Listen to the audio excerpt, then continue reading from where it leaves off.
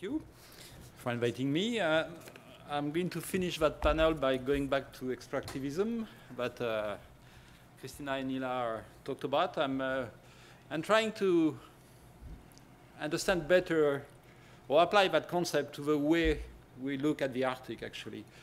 And that would be my argument for, since the beginning, the Arctic has been seen as hinterland, something that we can benefit from, but has not been looked as a value by itself.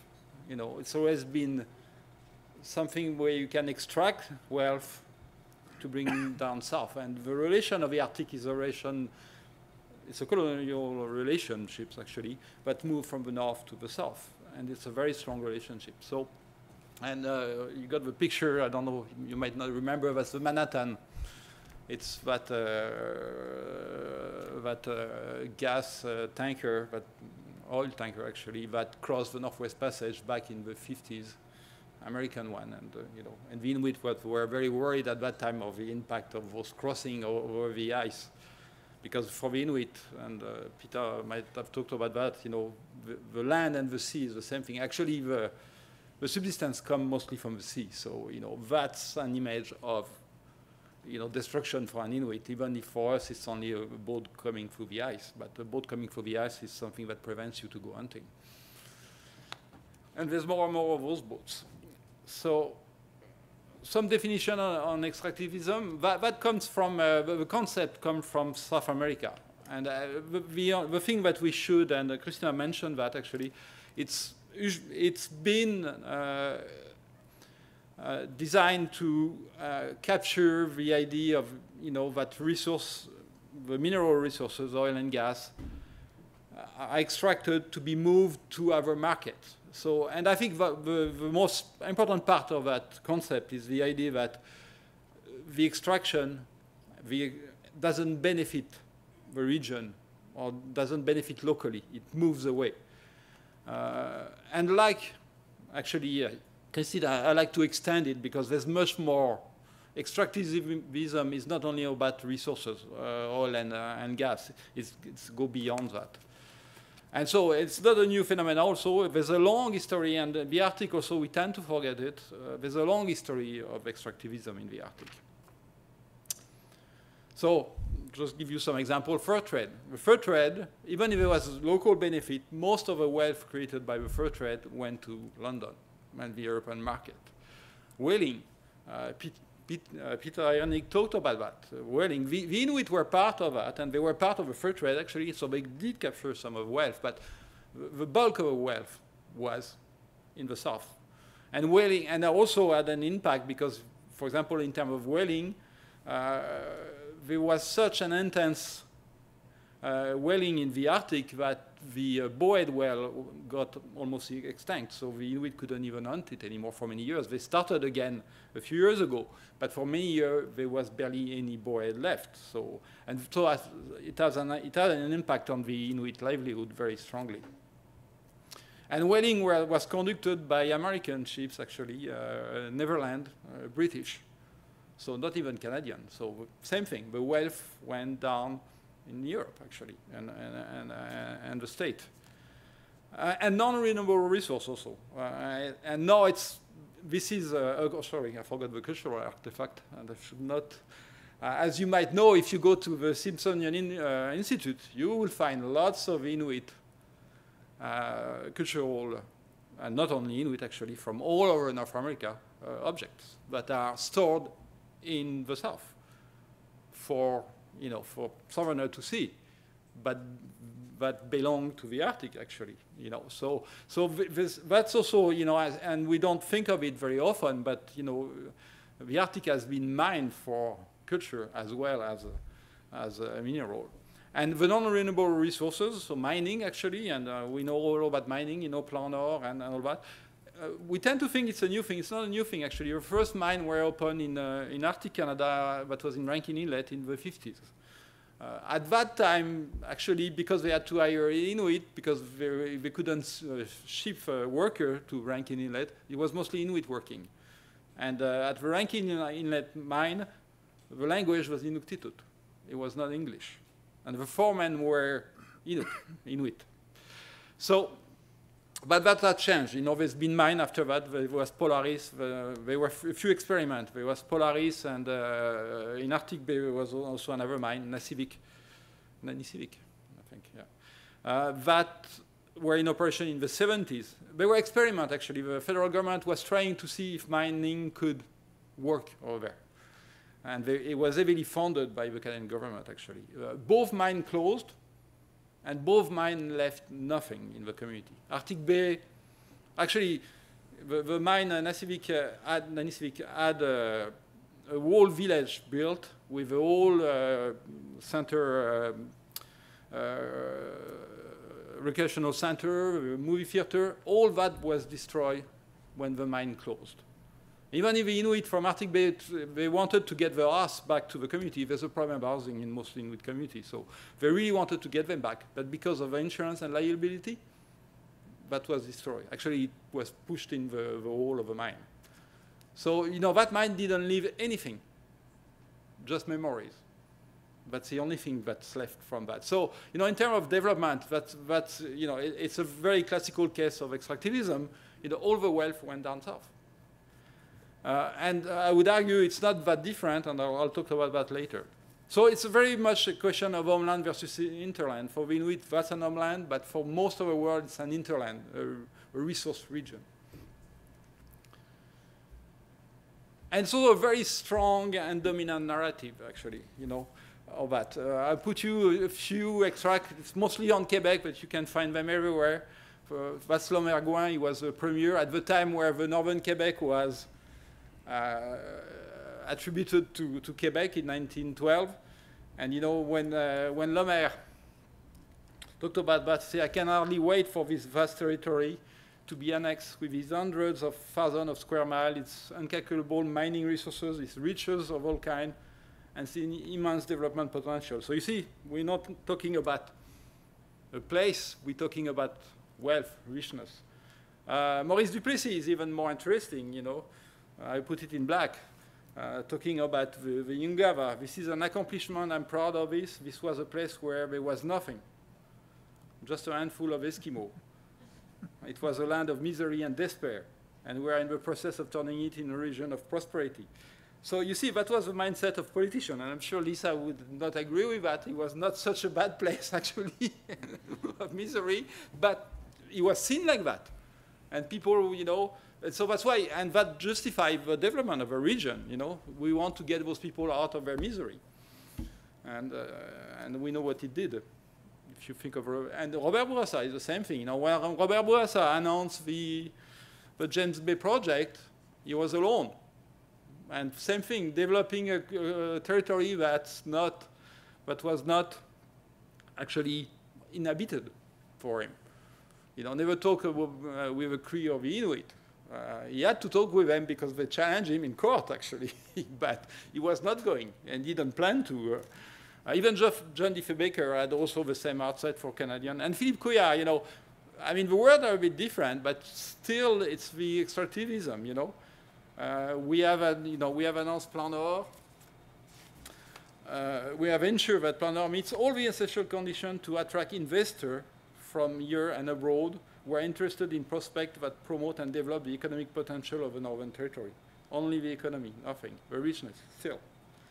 So, and even if Plan Nord, the second version, they're trying to work and add other stuff than just mining, because the first Plan Nord was 10 mines for the North. Now they include more sustainable development, but still, you know, it's a paradigm that's really strong. So beyond extractivism, because that was what I was trying to, I don't have easy solution, actually. There's not. There's resistance, actually, and you see it coming. For example, in Clyde River, I don't know if you follow, there was, you know, the community was against seismic testing around, it's in Baffin Island, Clyde River.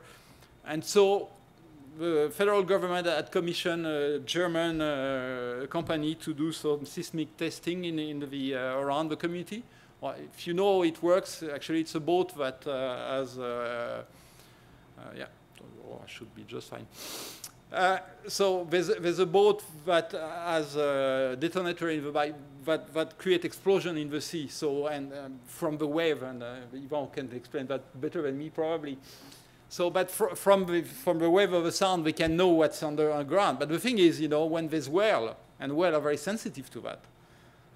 You don't want those underwater explosions occurring all the time. So the mayor of Clyde River, Thierry Rodon, actually went to court to get that stopped. And luckily, it took a long time. It took 5 years. And it's also interesting because for the first time in the Inuit history, there was an alliance between an Inuit community and Greenpeace.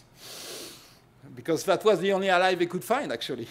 And they were happy. And actually, Greenpeace funded the campaign, and they went to the Supreme Court. And they did want. So, you know, because they were on the consultation issue, but actually the issue was not consultation. The issue that people from Clyde River didn't want that testing to occur in their water because, you know, they depend on hunting and whales mostly and seals, and that's not a good thing to have. There's also the question, you know, when you have a strong narrative, you need alternative narrative. You know, what the Arctic can be. So one of the narrative is for the Arctic to not seen as an hinterland, but as a homeland. And the Inuit are doing very good at that. You know, showing this is our home. I put the book from Sheila Watt-Cloutier, the Right to be Cold. It's about the climate change, but it's also, you know, it's an alternative narrative. It's saying, you know, we are living in the north. That's our land. That's our homeland, and we depend on the cold to survive. And so we need this to be protected. So this is an alternative narrative, actually. It's another way of presenting. It's a very clever way of saying that, because climate change, we tend to speak in terms of, you know, maybe the warming is going to, you know, it'd be easier for, you know, growing grains or whatever. But, you know, they're taking it on the opposite, saying, you know, we need to be cold. The cold is part of our life, and it's a human right, actually. That's the argument she made. It's a human right because that's, to survive as Inuit, we need the cold. I think we also need evidence based on extractive industry, and I'm working on that, actually. I have a few projects, because what we can see is actually, it's still the same model. I mean, you know, let's take a Raglan mine or Mary River mine. They do, right now the Inuit, because they're organized through the land claim, they're able to capture more of the money. But does it create wealth in the community? I'm not too sure. Actually, we did a study in Salwit. You know, Salwit, if you look at the socio-economic condition, and Salwit had the mine for 30 years and got quite a bit of money from the mine in terms of royalties. There's no, it's not any worse than any other community from Nunavik, but it's not any better. You would expect with that much money it would get better. And I was in Salwit 2 weeks ago, actually, talking with a landholding corporation, and they were complaining about having that mine in their backyard and not benefiting from that. And it's not a question of money, actually. It's a question of, you know, an Inuit community of 1,200 people. It's very, and we've not, you know, very few enterprise, very little way to capture wealth and to create development from that. You know, money goes through the community, for sure. People buy skidoos and go hunting, but all that money, all the thing that's bought for that through the mining royalty goes back south, actually. It doesn't stay in the community. It doesn't create any kind of development. And as long as we, and that's why, you know, if you keep saying, you know, mine is going to, and that was Harper, actually. I didn't find a very good quote from Harper, but Harper, his argument is saying, you know, there's lots of problems in the north. We're going to solve them through economic development, and mines are the way to do it. No, it's mine create wealth, but not in the north, somewhere else. Anyway, so self-governance, obviously, more capacity. Although it can be a bit tricky, you know, I don't know if you follow, but Greenland, that's striving to be independent, was also pushing very hard to get some mine. Because for self-governance, you want to have your own revenue, and mines become important. Nunavut was also very dependent on mining with Voges Bay, and which is a good thing in terms of help them, but, you know, a mine, for example, is not sustainable when the mine closes. or does the municipal government is going to be able to pay for all social service? So it's a bit of a dangerous road, and also, so I think, you know, self-governments is an answer, but we have to move beyond the idea that you're going to create wealth through mining or any extractive industry. And the last point the last point I'm going to do is relying on local initiative of development. That's the thing, you know, if you want to propose an alternative mode of development, it has to come from within, from Inuit community. So, for example, supporting the land-based economy, hunting, fishing, collecting bay and so on, is still very prevalent in the Inuit Nunavut. So we're doing a study actually in all the Nunavut community to measure the land-based economy. And it's still, we kind of accounted, you know, if you wanted to replace, you know, the meat that's brought from hunting, the fishing and so on, for each household, it's about $10,000 to $15,000 that's brought every year. And it's not only because you couldn't even replace that food, because first of all, that food is better quality, local food, organic, totally organic, a bit of BPC though, but anyway, that's, yeah, nothing's perfect, but still, you know, it's better food than the one you can buy from south. It's also, that has a cultural value, because hunting is not only providing, it's also, you know, keeping alive the Inuit culture through the hunting and the gathering. So that's why I think it's very important, and it should be promoted and supported. And there's some support for the GBNQA.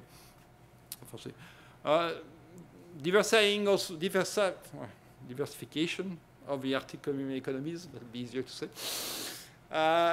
Not only mining, you know, and there's all kind of local initiative. The co-ops are a good example in the north, and but there's other tourism. I mean, everything counts, and you know, you need to have, you know, to rely on a more diverse economy, because right now the north, the economy is government and extractive industry. That's pretty much that, and mostly government actually. Another example, you know, developing creative building solution. You know, there's a housing crisis, you know, that's coming because everything is cheap from the south. The workers are coming from the south. So I think there's a need to think, you know, how can we, can building material, you know, can we source them locally? Can we use what we have and the people we have to, and there's a project in Inukjuak actually to build a co-op, to build the houses all year long in the community, so you don't need to import a worker and so on.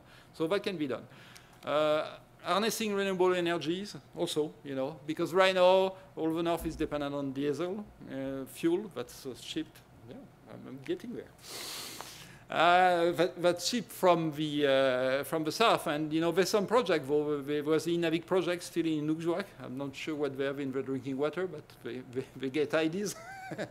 So anyway, Inukjuak has a project for a small hydro plant that would, you know, give power actually free community on the Hudson Bay. So those are solutions, and the local solution. You know, they don't come from government. And building human capital, that's a very strong thing. You know, don't like the term human capital that much, but anyway, for economists, they understand that. So that means better access to education, formal and informal. And that's something, you know, because what happened with colonization is colonization destroyed the traditional way of educating the young Inuit, but didn't provide for a replacement. So right now there's, you know, there's education in Nunavik, but students are 2 or 3 years behind. The student from the south, and the informal, you know, being a hunter, it takes also a long time to become a good hunter, and so that informal teaching is done sometimes by family, but it's not organized as it was. So anyway, so that be it. Thank you.